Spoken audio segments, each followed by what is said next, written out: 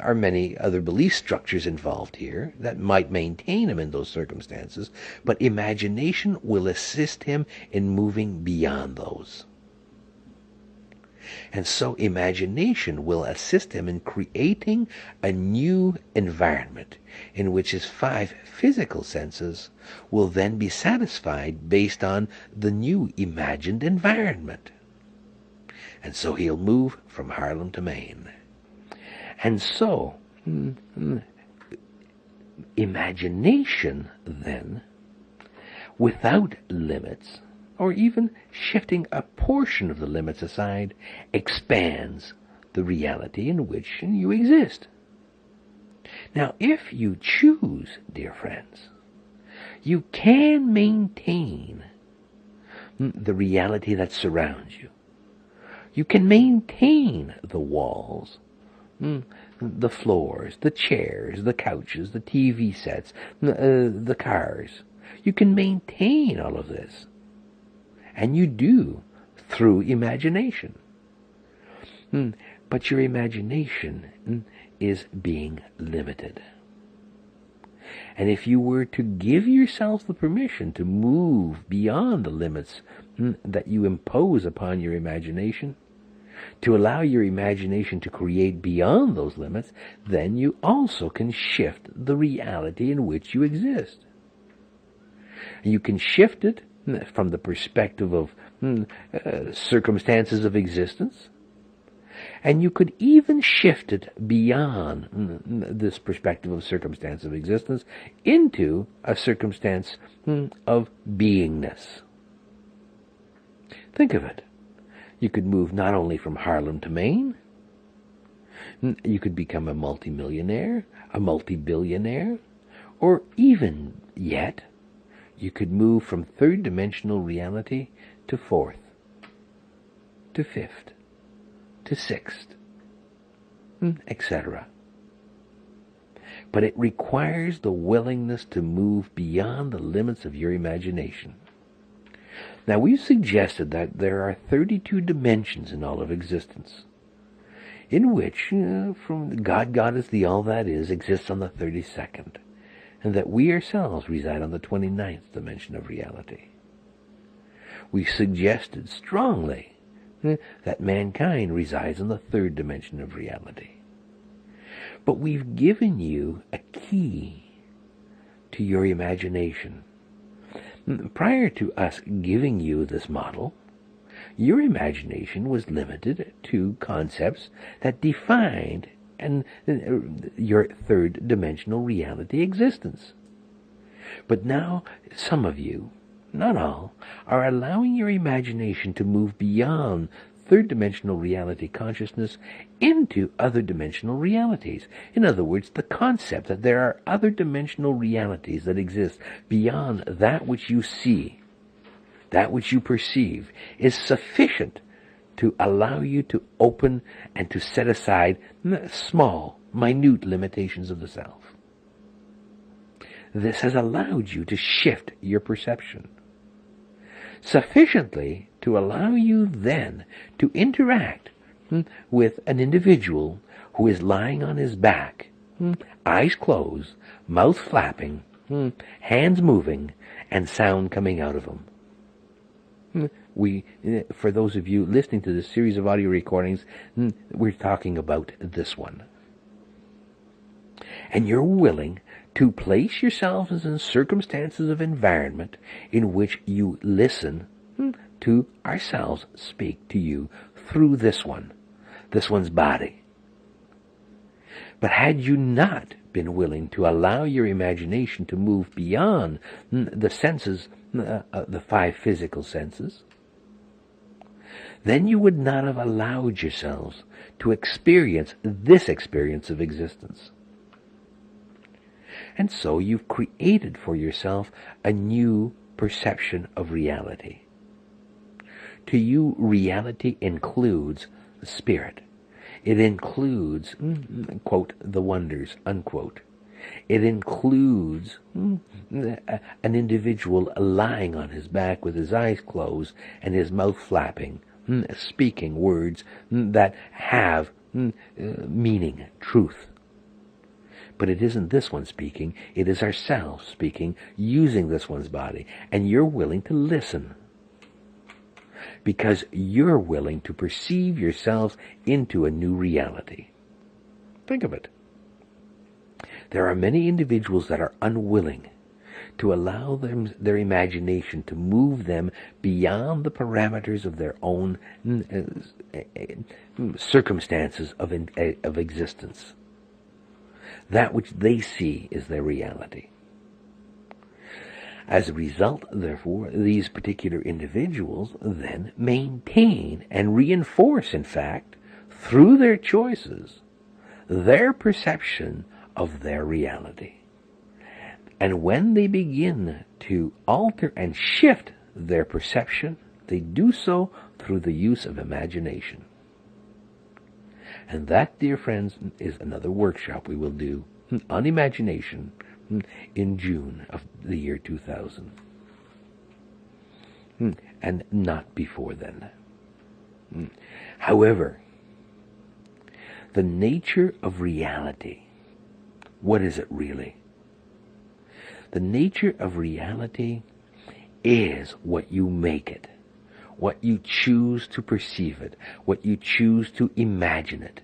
Now, if you can, through imagination, change the circumstances of your existence such that you move from poverty to riches, or from riches to poverty, or you move from a perspective of criminality to a perspective of socially acceptable behavior, or you move from a perspective of drug-induced addiction to a perspective of conscious, cohesive thought. If you can do this through imagination, then why not also then recognize that everything that you imagine is, are you ready? An illusion. An illusion that you imagine. An illusion that you create. Now, some would say, how can it be an illusion? Even though I imagined this, I imagined my having a new car, I now have a new car that I can touch. I can feel it, I can drive it, I can get behind the wheel, put my foot on the gas, put my foot on the brake, and go down the road. I can feel the wind blowing in my hair when I roll the windows down. I can hear the music from the radio or the CD player. I feel the wheel under my hands. I can turn. I can go in any direction. I feel the effect of speed. If imagination may accept, if you accept that imagination gave you this car, why would you then accept that it is an illusion? For to you it is real. It is very real.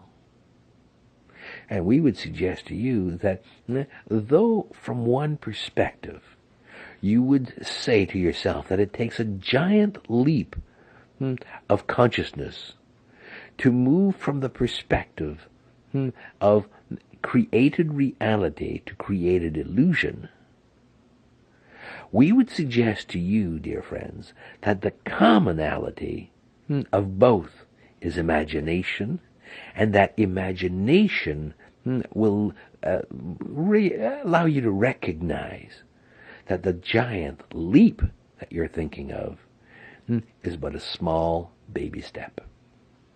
Think of it. You perceive reality, and you perceive, and you know about illusion. You understand illusion. You understand it as not being real. But we never said illusion wasn't real. All we said was that reality was an illusion. Illusion can be real.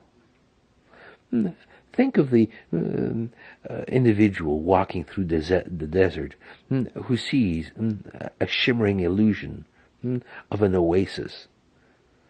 if the individual is, in effect, starving for water, we assure you to that individual the illusion will be very real.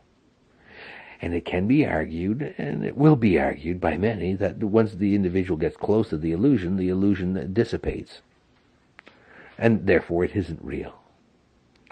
The key is that the closer you are to the illusion, the more it dissipates. And yes, the illusion does not become real, but the real becomes real. But the illusion is real.